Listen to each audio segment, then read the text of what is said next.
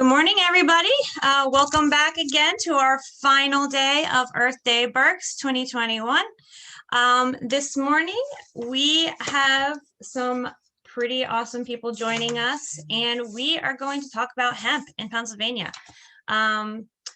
It has that whole controversial thing sometimes around it, but we're going to hopefully talk about some parts of this plant and some applications of this plant that maybe a lot of people don't know about. So joining us this morning, we have Drew Oberholtzer and Jeffrey Brooks. I will tell you a little bit about Jeffrey. He founded Oley Hemp in 2018. He has over 3 decades of experience leading successful business ventures across a variety of industries and managing corporate growth. Brooks is a highly motivated entrepreneur and has vast experience in early stage strategic planning and execution. Jeffrey, thank you so much for being with us this morning. Thank you. And Drew, I would really love if you could tell us a little bit about yourself and about COEXIST. Sure. I run COEXIST with my wife and partner, Anastasia Konopinskaya. We're a full-service architecture firm and manufacturer of healthy building materials, and we operate a 10-acre research farm where we grow hemp and then also other fiber crops like knaf and flax. And I guess right behind me is a good example of some of the materials. This is hempcrete right behind me, and this is sort of a guest house that we're going to be opening the doors soon this summer, so people can experience a hemp-based home. That's very cool, like a little Airbnb but hemp style. Yep. That's awesome. Well, thank you very much also for taking the time to be with us this morning.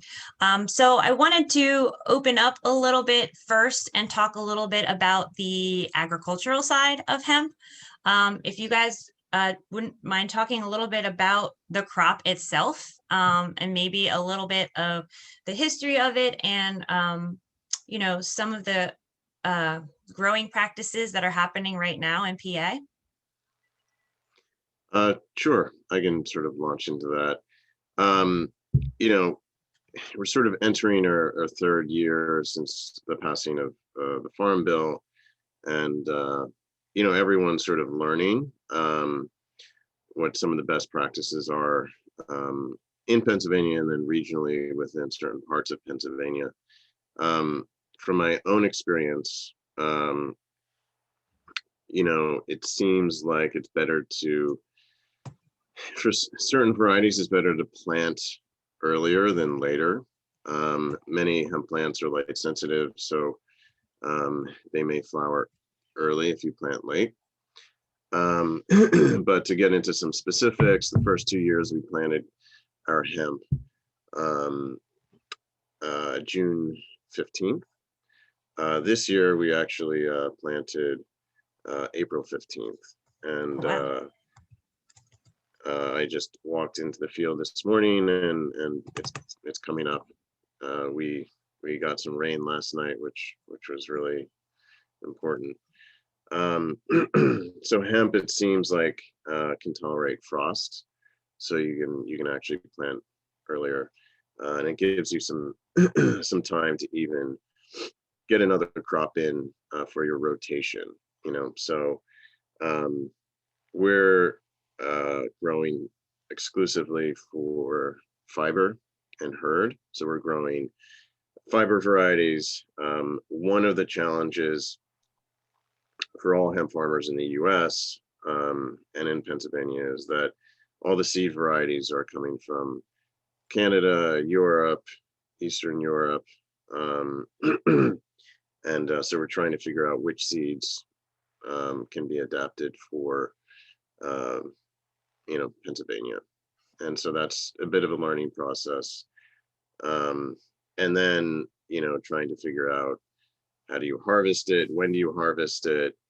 And then there's the process of retting or rotting.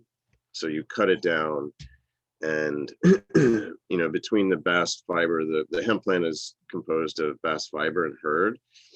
And after 60 days, the lignin and pectin that sort of kind of glues the bast fiber and herd together starts to form. And so you need to let it ret in the field after you cut it down, so the microorganisms kind of feed on that lignin and pectin, and it allows during processing to separate the fiber from the herd. So essentially that's kind of like a curing process where you kind of just let it get ready so that you can have the plant separate more easily where it gets to a certain point. Yeah. Okay. Yeah. Cool. But and Jeffrey, Jeffrey, Jeffrey, would you mind talking a little bit about, I know with your company, sustainability and environmentalism is really a big part of what you do and part of your value system.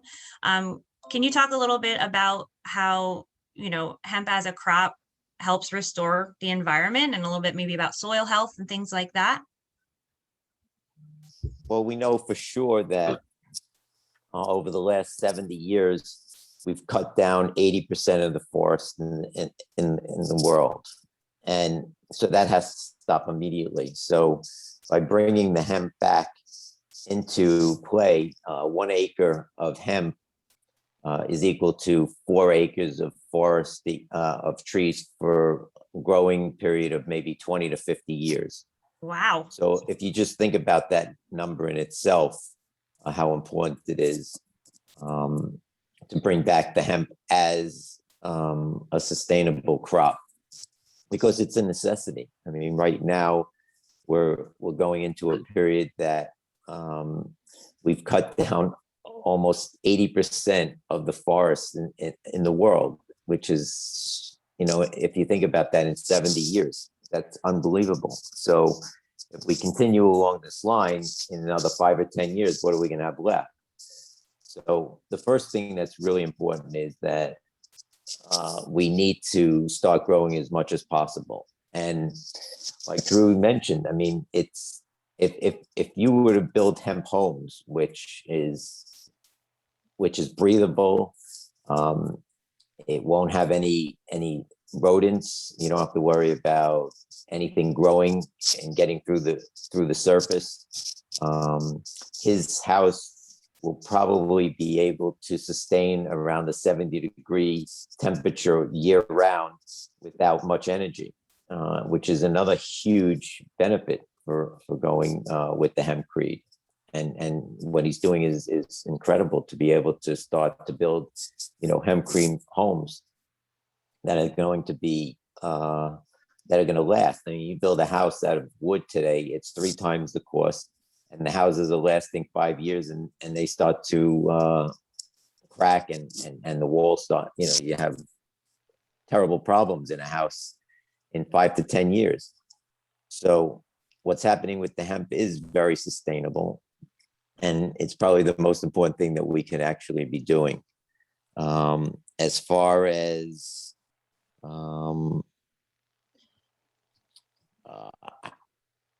being able to grow the hemp, I think he's completely correct. I mean, it's going to be a lot of years of experience to figure out what the best seed's going to be. I mean, the biggest problem we've had over the last 3 or 4 years has been the seed, bringing it from Canada and all these seed guys that really weren't selling you the correct seed. Last year we ran into problems because we went organic a couple of years ago. So being able to control the weeds is another big issue. And we got hammered last year because of that, because the weeds came up a lot more than we anticipated. And then when we started cutting everything down, it really wouldn't make any sense because there's just too many weeds involved. So we just had to mow it all down. So we learned the big lesson last year. This year we're going to grow again. I like the idea of starting earlier than later. I'd love to see the results of that.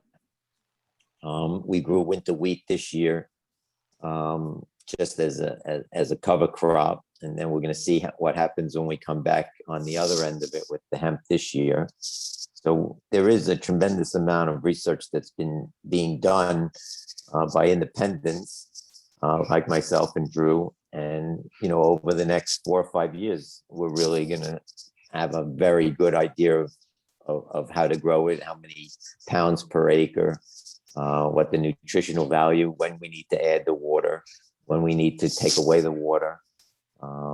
Right now, by getting that rain in here last night was a huge help for him, because you need a lot of water when you first start to grow.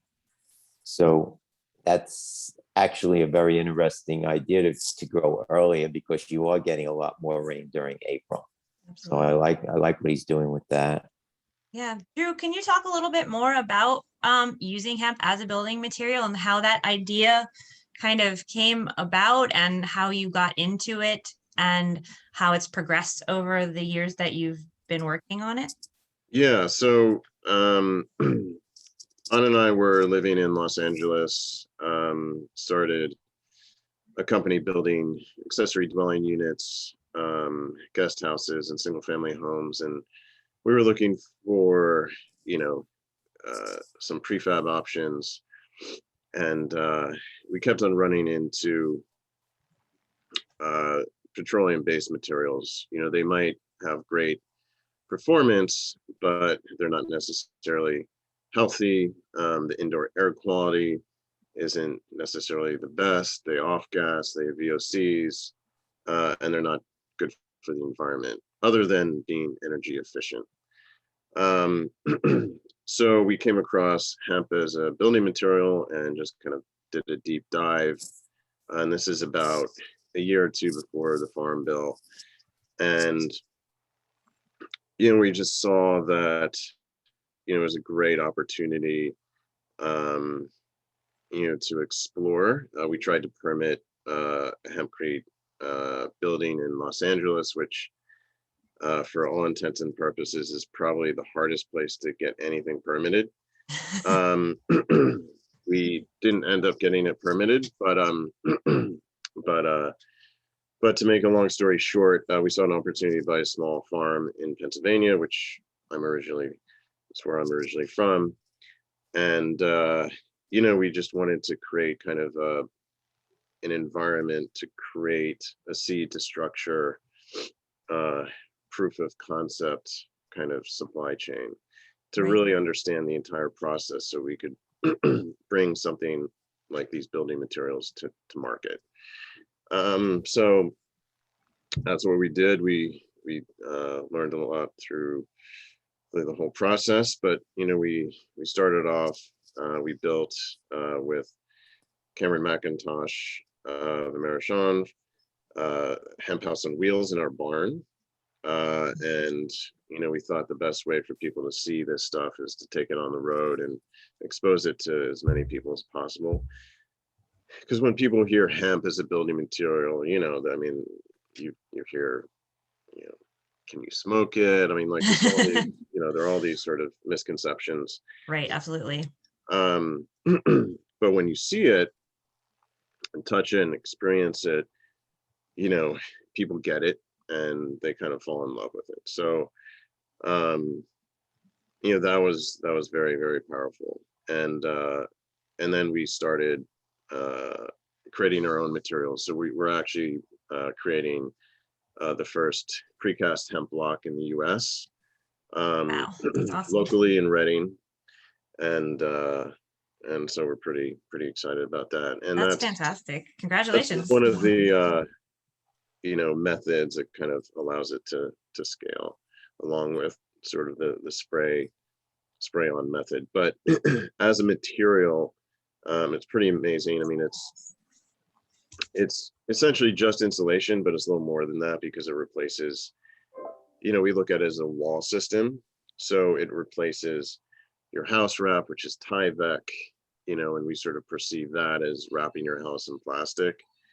And hempcrete as a wall system is vapor open, so it allows moisture, air to sort of kind of pass through. So it's kind of breathable. It's breathable, yeah.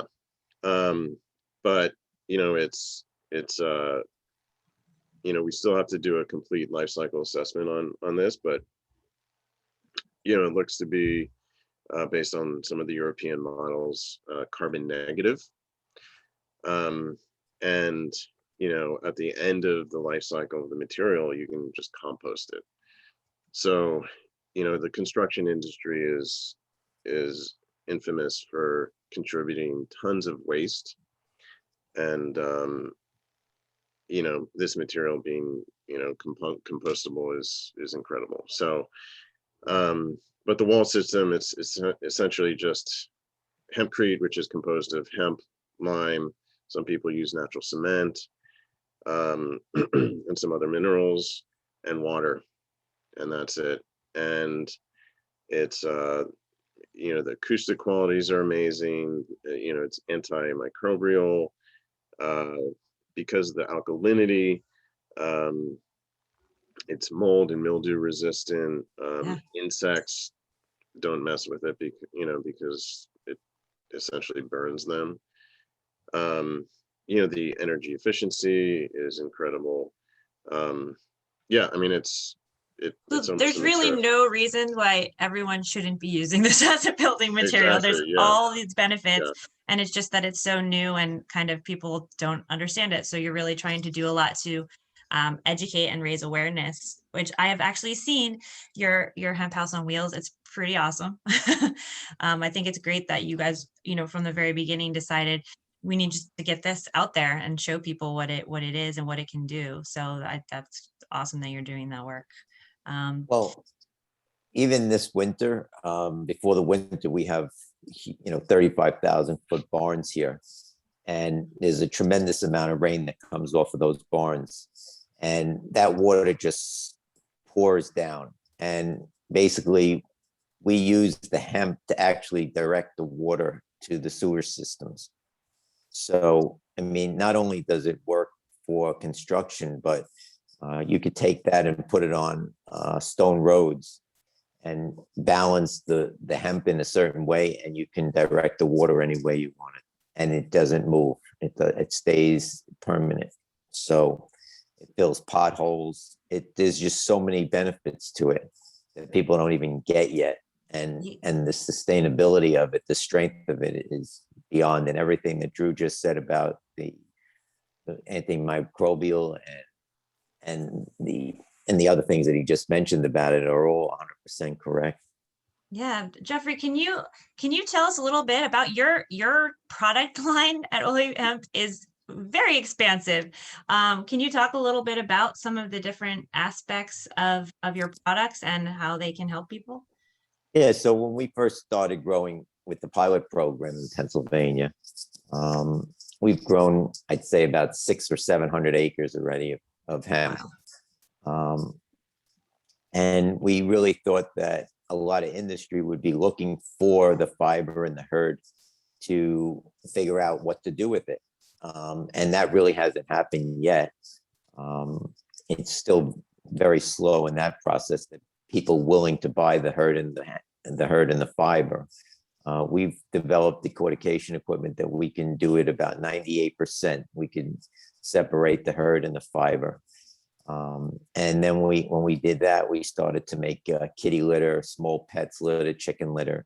And what we found is that the ammonia in the plant actually absorbs all of the urine, so there's no smell. So if you buy our kitty litter or our chicken litter, you have no smell in your house, and that's like an insane accommodation for you. If you buy a kitty litter, that you don't have to worry about the cat smelling.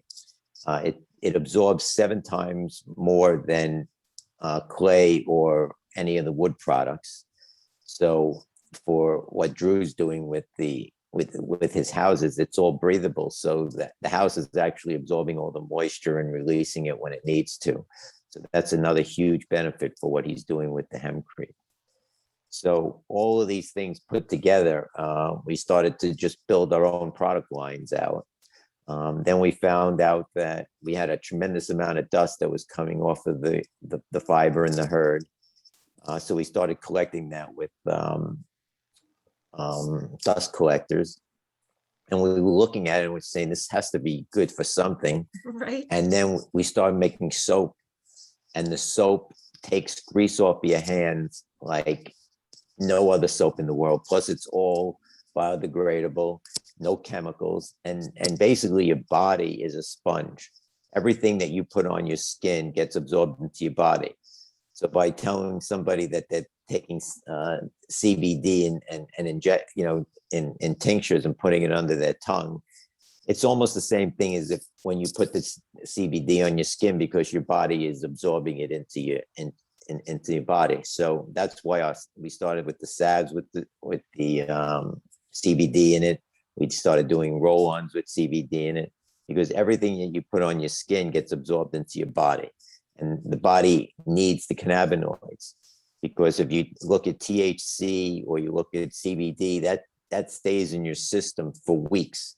Whereas if you take other drugs, it gets thrown out of your system within 24 hours or 48 hours. If you drink alcohol, it's out of your system in hours, right? The body doesn't accept something, it gets rid of it. When it accepts something, it keeps it. And that's why you know how well these CBD and THC products are for you. And so that's what we were doing. We just started building out our own products. And, the soap, I think, is going to be a very large operation, because if you think about it, when you take a bar of soap and it has chemicals in it, you're absorbing those chemicals into your body every time you wash your hands. And that just gets into all your organs, and that causes the inflammation, and then it causes the pain. So everything that you do with your body, you just have to think about it as you're taking it into your body through your mouth. Even though you think you're putting it on your skin and it doesn't affect you, it really does. And the hemp products are all natural. And that's why it's so important what Drew is doing, or what we're all doing, is creating product lines for the growth of the industrial hemp, to keep us from cutting down these trees and actually building up trees. We need to grow billions of trees, not, to replace what we took down already. I mean, and by growing it is taking the carbon, it's creating more oxygen, it's taking nitrogen, it's bringing nitrogen into the soils. It's all around the best product that you can do for the sustainability of the earth. So there's no reason for us not to push it. We need to get the politicians and the lobbyists to start pushing our products instead of pushing the chemical products. And that's why we have DuPont, and we had Hearst and all these guys knocking out the hemp. Because if the hemp was there, there would be absolutely no reason for them to have created all these chemicals and all these synthetic products in the first place. It's just a superior product. It would just knock everything out of the market, they would have lost. They would never have been able to continue. And could you imagine if you go back 50 years and you would have been growing hemp 50 years ago, you would have had all the trees that we had before, right? We would have all of the capabilities that we have today. There would be nothing. You can make biofuel out of hemp, and at it at like $1.30 or $1.40 a gallon. Why aren't we doing anything like that, right? So there isn't anything that we can't go in that direction with the growth of the hemp. And we need people like Drew to go out there and start planting it at different times of this year, using different ingredients to help grow the plant. Know when you need to water it, when not to water it, when we need to cut it down, when we need to get rid of the flowers, what we need to do with the seeds, because the seeds are another thing that's very, very valuable. I mean, those seeds are going to be used for feed, for chickens, for cows. There's more protein in the hemp seed than anything else. And then all the oil that's coming out of it, right? The LinkedIn is something like 70% LinkedIn versus, which is very, very high level. And that's what's used to make paper and other products. So it will act as a much better product for the paper industry and other industries besides the home building and the hempcrete. Right. I can't think of another material that is more versatile, honestly, as far as the number of applications that could successfully be used for this product. If you think about it, we've been growing hemp for thousands of years. Right. It used to be like And- everyone grew it and on their homestead. And then a guy by the name of DuPont and Hearst come in and they convince the world that they have something better. And we go and in 70 years, we prove that they're completely wrong. It's not a question. It's like cigarettes. We Right. know that there is not one thing that a cigarette will do for you that will help you. Right. But the FDA doesn't shut down cigarettes, but they shut down CBD because they haven't tested it enough. We know that nobody's died from CBD. We know it's healing people. So why are they giving all these restraints onto the hemp crop, right? When the FDA has the power to shut down cigarettes tomorrow. It's killing 300 million people a year, right? The viruses don't even kill that many people, but they continue to allow us to smoke, right? So these are things that we have to really pursue, and we have to really get after these lobbyists that are causing all these problems. Amazon, all of these guys, go look at their bill of what they're paying lobbyists in Washington. I bet it's disgusting, I'm sure. I mean, they could close the national debt by the money that they spend on lobbyists. So hopefully, the internet and things like what you're doing right now, getting people to be able to go on Facebook and start to see that there is something else. The news media, they're never going to tell us that we need to grow hemp. Then, the biggest problem we have in this country right now is deforestation, right? We're losing all of our forests, right? You would think that would be the number one thing that would be on our agenda. You would think that every politician would be talking about it all day long, but they're not. Why? So by you allowing us to get on the air today, that at least hopefully another 20 people will learn about. And then once those 20 people learn about it, maybe they'll share it with another 20 people, and then we could really start to get the word out. But absolutely, yeah. I think one of the connectors, honestly, what you're talking about right now is maybe the loophole to maybe get some of those bigger companies to pay attention, or maybe some of the people that have power to make decisions, is to talk about how it can support the economy. So Drew, I know it's something that you care about and you're involved in with Altogether now. Yeah, I would love to have you talk a little bit about supporting local economy supply chains, and maybe that's a way, like, even though we start small, then when you see that this works, it can kind of scale out. So one thing about the hemp industry is it has to, in order for it to work, in order for some of these end use products to work, it has to be regional. So you have to farm, you need to decorticate, and you have to manufacture kind of like within 90 miles. So it's great to really support a local supply chain, local economy, rather than having multinationals come in and control everything, right? I mean, of course, it can still go in that direction, but this is a really unique opportunity to look at an industry, the birth of an industry, and to really kind of start it right. So local businesses, local economies are started and sustained, and it's all built on relationships that we're all creating right now.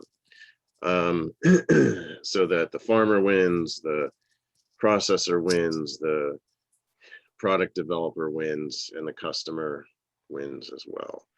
And it's creating vibrant regional systems. So that's the hope, that's the vision, and that's the belief that hemp can sort of create that type of local economy in Pennsylvania and elsewhere as well. Yeah, and I love the idea that so right that you have to kind of do it right the first time, right? But when it's new and burgeoning and there's a lot to learn, that's what it does take some time, right? So to do things right and not rush things along too much. And so who have been some of this, like kind of the early stakeholders or partners, or like how have you built a team around this? So, well, I mean, I would say generally, I think Pennsylvania, it's been very collaborative. Um, and so you have, the Department of Agriculture has been great, and they're very, very supportive of the growth of the hemp industry. Um, you have incredible institutions like Rodale Institute and PASA that are encouraging people to grow uh, organically, or regenerative organic, and they're conducting their own uh, research trials focused primarily on weed suppression and cover crop, and educating people along those lines. We're actually working with them in some of our research. Penn State is another great institution that's doing a lot of stuff, not just from the agronomy perspective, but also engineering, building science, and stuff like that. Um, and altogether now, PA has been great to sort of connect some of these dots. Mhm. And so within the building industry, I would say COEXIST and Americhandra are some of the leading uh, businesses in the space, and then also in Western Pennsylvania, which is Dawn Services, which is a nonprofit. They're focused on affordable housing. They actually got a grant, and they're going to be retrofitting a home starting tomorrow, actually, and Cameron's going out there to spray hempcrete into it.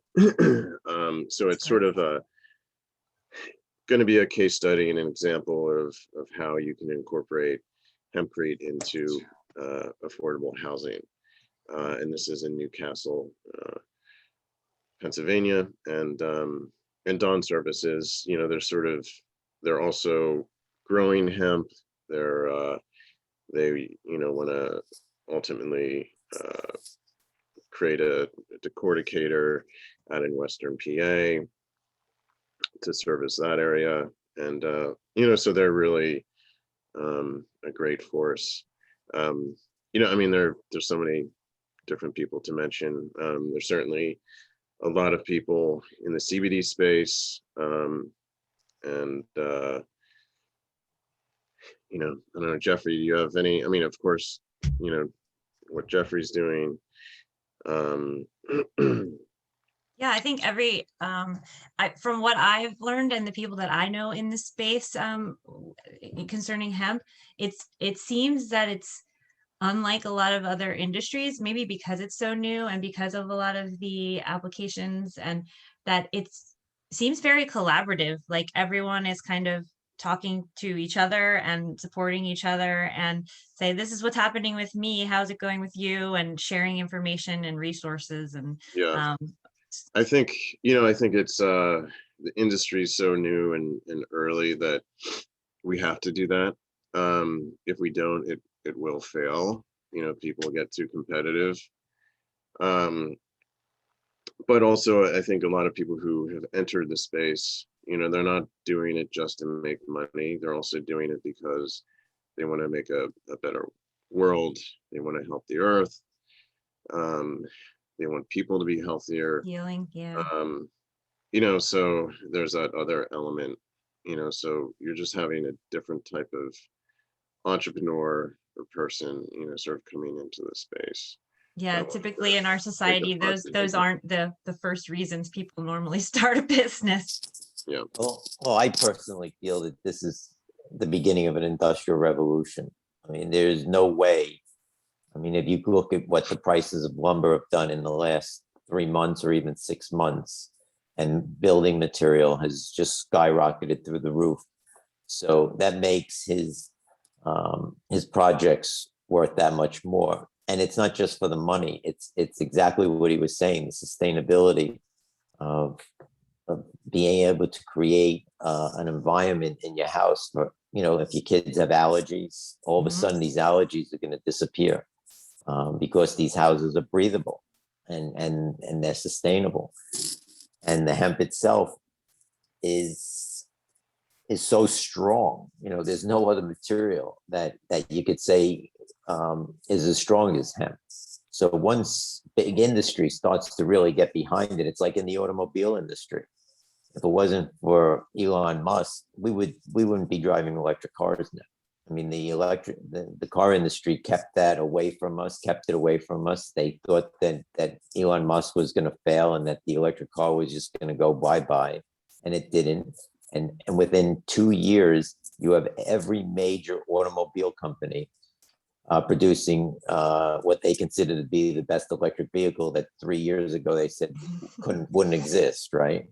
So this is the same thing. There's no difference. People are going to have to go for hemp. The automobile industry is going to be all over hemp because they're going to be able to make their car door, the panels for the inside of their doors, which is going to make a much more comfortable, soundproof car.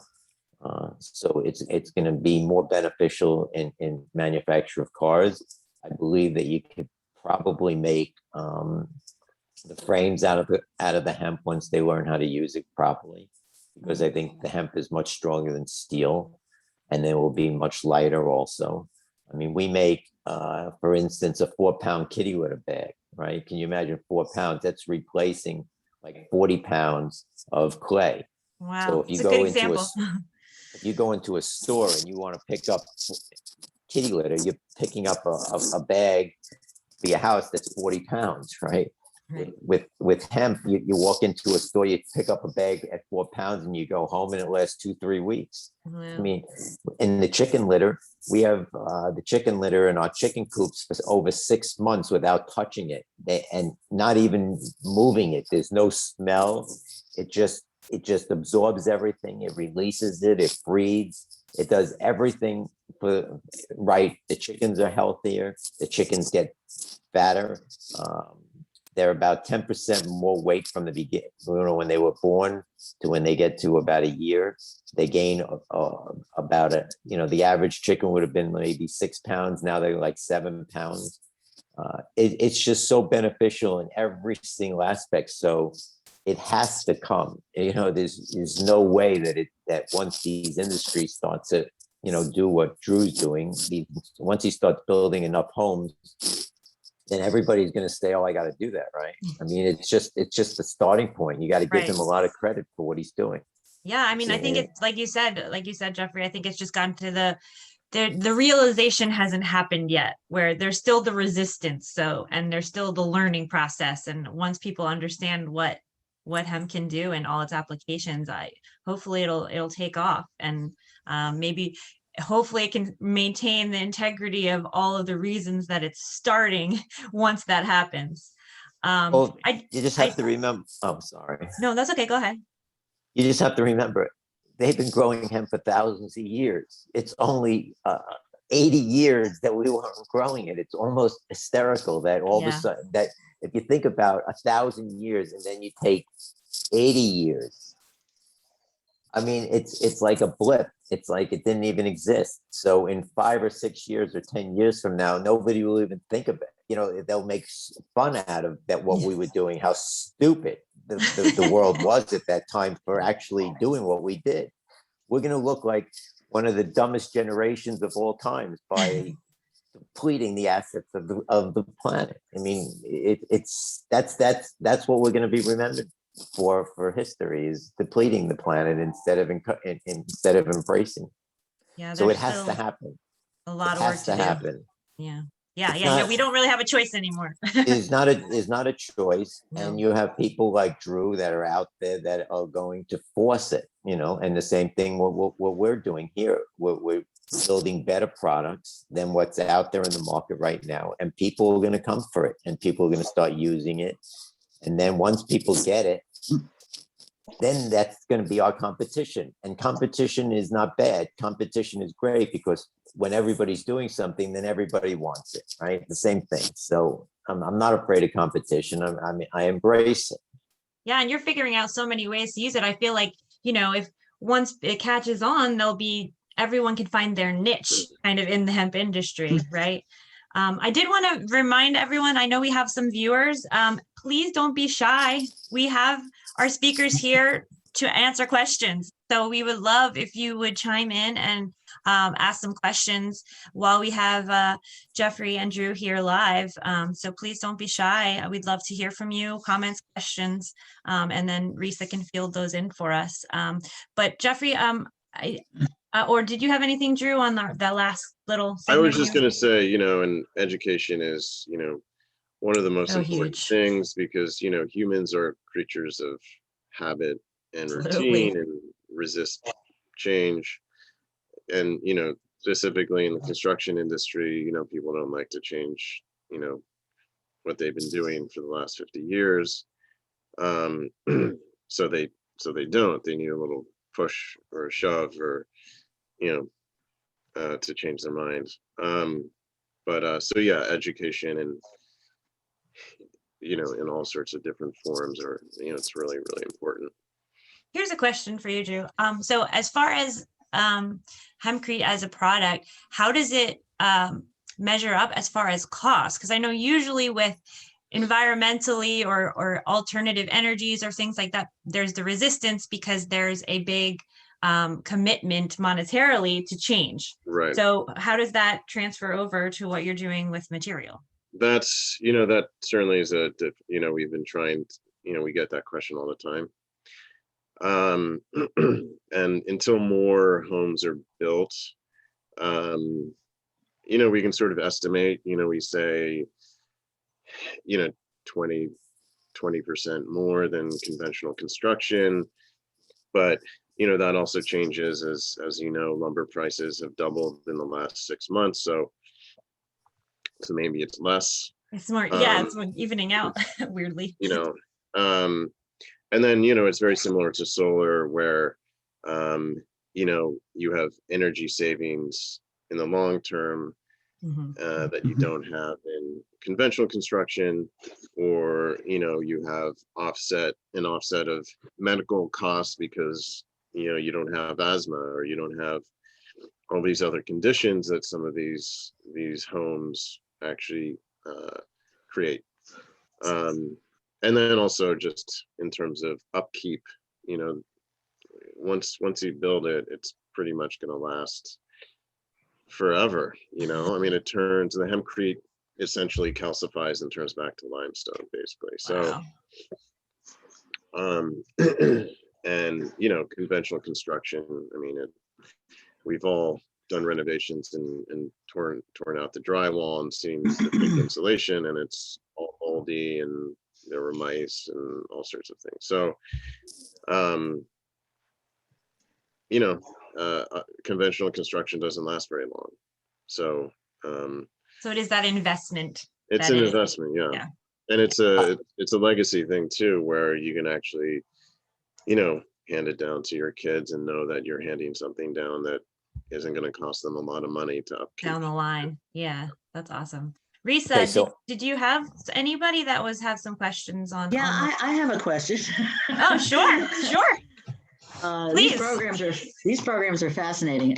So going back earlier in the conversation, Drew mentioned the Farm Bill, and I was just wondering if there was any types of legislation that citizens in Pennsylvania should be advocating for that would make your industry, more profitable or more favorable or whatever. Are there roadblocks that still exist with the government or regulations that people could influence their legislators to kind of help you out?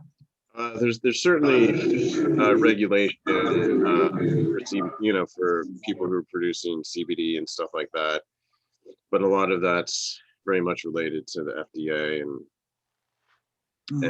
getting some of those things regulated and for the fiber, I would say for grain, to feed chickens or cattle or whatever, People are moving forward with that, but it's still not legal to really use hemp seed as feed yet.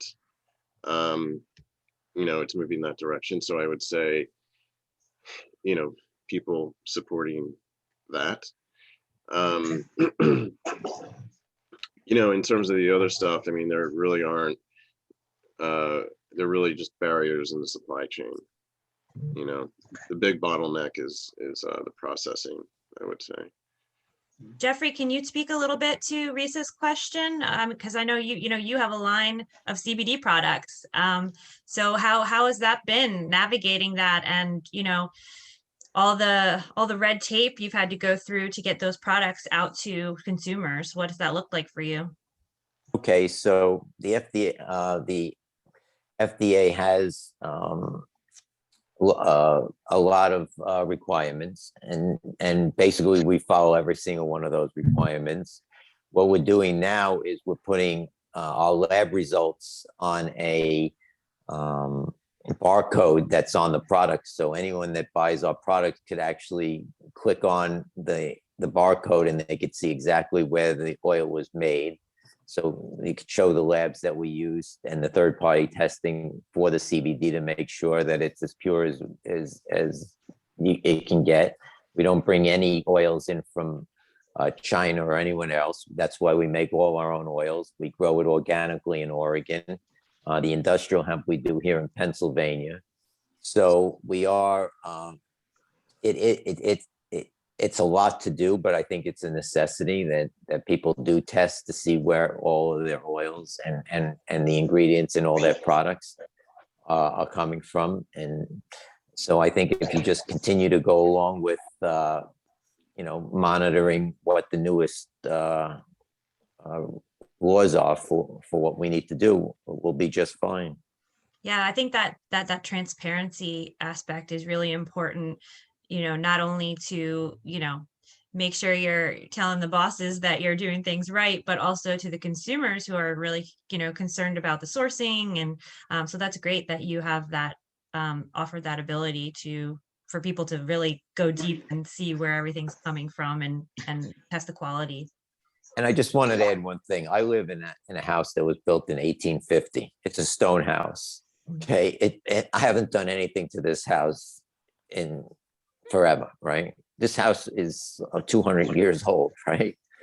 And I don't have cracks. I don't have anything. It's like for 200 years, this house has been here. If you go into any house that they just built for 3 million, 2 million, within 4 years, there isn't a wall that's straight anymore, or a floor that's straight anymore.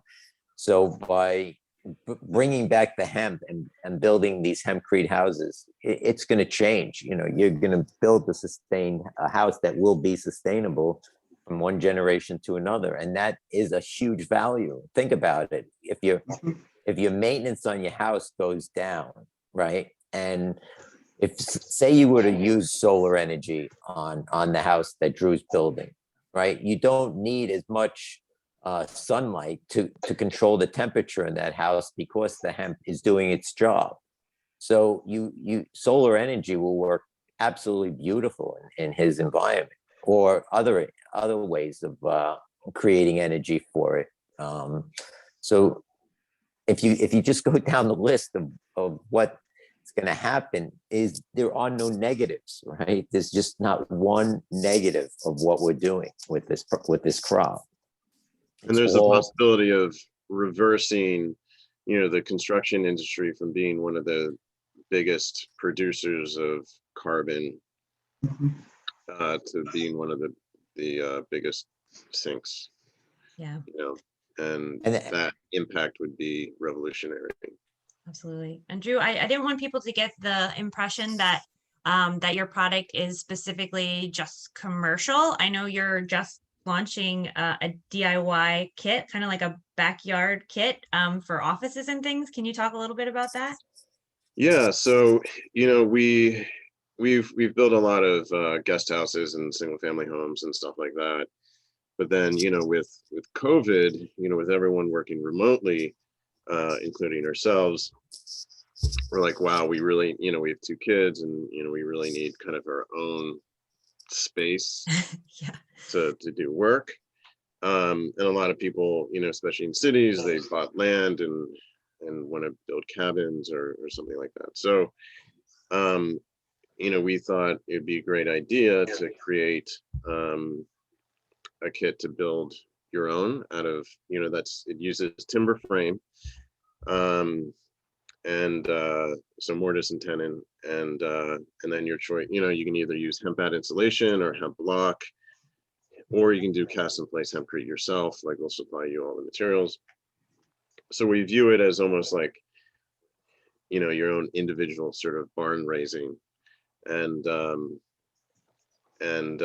we're going to equip these things with indoor air quality sensors, so that we can collect, so the customer can collect data over the next many years, and see what the performance is, Wow, and that's what great. the indoor air quality is, so we can demonstrate that they're actually working or living in a very healthy building. That's great that you had the foresight to like build that data collection in, because then the people who are enjoying these spaces will also be contributing to, the strength of the argument that this is a really great Right. thing. And the data is like a really important thing, because there's a lot Absolutely. of anecdotal evidence where it's, oh, this is so healthy, and but you need Hard real numbers, data. right? Yeah. Yeah. That's Think what about that's all- what gets funding, right? Think about all the humidifiers and all the air fresheners that you're buying for your house all the time. Right. Yeah. Risa, are there any other comments or questions from on Facebook? No, not right now. I don't see any. Okay. I'm on Clubhouse today at 2:00. I have a hemp CBD 101. Mhm. Drew, I'd love you to come and talk on it. It would be amazing if you're on Clubhouse. Come to Hemp CBD 101 today, and I'd love to have you as a What's Clubhouse? spokesperson. Clubhouse, you on Clubhouse? No. You need to get on Clubhouse. Jeffrey's been And- talking about this. It's a platform, right? It's a networking platform, Jeffrey, but it's more not as virtual, right? I mean, it's kind of virtual. No, but not- it's voice. It's only voice, but it's just rooms of people talking about their industries, about their products, about music, about anything. Like you can have building Hempcrete House 101, and then start to talk about what you're doing and how you're building it out. And if you like, I could sponsor you for the Clubhouse, and you could just jump on and you could start to see what we're doing with the Hemp CBD 101, and then create your own room, or just continue to work with me on it. And you're welcome to come over here anytime and see what we're doing, because we have the herd and the fiber separated already. So if that can help you in any way, I'd love to provide you with that too. Likewise, I mean, you're not that far away, so yeah, you guys are pretty close. I can't wait to meet you. It's going to be great. Oh, then send me an email. I wouldn't be able to make it. I wouldn't be able to make it today. Yeah, that's fine. But my email is just jb@oleyhemp.com. Okay, I think I still have that because I've emailed you a few times. Yeah. I love when my panelists like end up, Yeah. going off and doing things together later down the line. That's one of my favorite things too. So we have a couple minutes left. Jeffrey, I know you touched on a little bit, but I know maybe I'll be a little, I don't know. My side of things, always, I come from the health and wellness side of things. I would love if you could just talk a couple minutes about maybe some of the customer testimonials you've had with some of your CBD products. And I know there's still this like veil of mysticism when it comes to CBD, and a lot of confusion from consumers as to CBD versus THC. And can you just talk a couple minutes about that, just to kind of ease people's minds a little and tell them a little bit about how your products are really helping people heal and minimize pain and that area of the arena? All right. First of all, no one has ever passed away from taking THC or CBD. There's no overdosing at all. So that should just get out of your mind immediately that it could hurt you. We know that it slows the delta and the theta in the body down, and that's going to help with everything that has to do with your body. And what we're doing is we're taking our salves, which we started with 50 milligrams, and now we're up to 1,800 milligrams in one salve. Our roll-ons are 500 milligrams. And what we're doing is we're just learning how people are releasing inflammation and pain immediately. And it's this simple. You know, there's not one product that will ever be introduced that everybody will benefit from, but we are getting tremendous amount of benefit out of the CBD. And my best recommendation is that you try a product. If it works, then you continue to use it, and then you know that I'm out of pain now. So it's the most amazing product in the world. I mean, there's no question. If I can take your pain in your knee or your back and take it away, that's the best product that you could ever want to buy. And, you know, we played with it. It's not just a matter of the CBD. It's not a matter, it's a combination of putting all of these elements that we're putting into these products and the balance of those products that make the pain go away and make the body absorb it and want more. And that's what we're doing. And we're getting tremendous results. We have people that had diabetes that their feet aren't swollen anymore. You know, people are talking about it in that way all the time. People are, you know, put it on their knee after working out and the pain goes away immediately. I mean, I'm not telling you how it's happening. I'm just telling you to try it. Yeah. And if it works for you, then it is the best product in the world. And you don't need a doctor or the FDA or any government agency to tell you that it works or not. I mean, we know that it works. I mean, people are buying it. Shops are starting up all over the country. People are building businesses around it every day. I'm not the only person using CBD for this. You know, we do have the problem that a lot of people are bringing in CBD from China, and they're not really using as much CBD and as much products as they say in their products. But that's why we're putting these labels on, to prove out that you can go to the source where all these products are coming from to yield the product that you're buying. Yeah. And once you buy a product that works, you're going to continue to use it. And that's my whole game, is to create a product that works and that people are going to come back and buy it time after time. And I think that's the cautionary, that it's good that you mentioned that, but I always, you know, whether you're talking about food or medicinal products, there's always a spectrum of quality. And, you know, your products, you can do all your homework. So I think that that's important to remind people that anything they can just buy out of shelf somewhere randomly is not going to be the same as a product that's been thoughtfully developed and thoughtfully sourced. Right. And plus, and we're all organic. We're all completely organic. And all our fields are all organic in all three of our facilities. So, you know, that I think is the most important thing, is that we know THC is working. I mean, we know that the combination of THC and CBD is helping a lot of people. We don't have anything to do with THC. We don't use THC at all. And just for people that don't know, that's the psychotropic part of the plant, right? The CBD isn't psychotropic. So no, it is. Right. That's not the legal part that we could get involved with. But at some point when it does become legal, it is going to be involved with, you know, the combination of CBD and THC will be a big benefit to people's health. There's no question about it. I mean, they've been working on it in Israel. They're working on it even in Las Vegas, in the places where they are selling the THC for health purposes. People are getting better and people are feeling better. So we know it works. It's not like we don't know it doesn't work. That's a whole separate panel. We're getting to 11 o'clock right now. I just wanted to give Drew, I wanted to give you one more chance if you have any final thoughts for our listeners and for this discussion.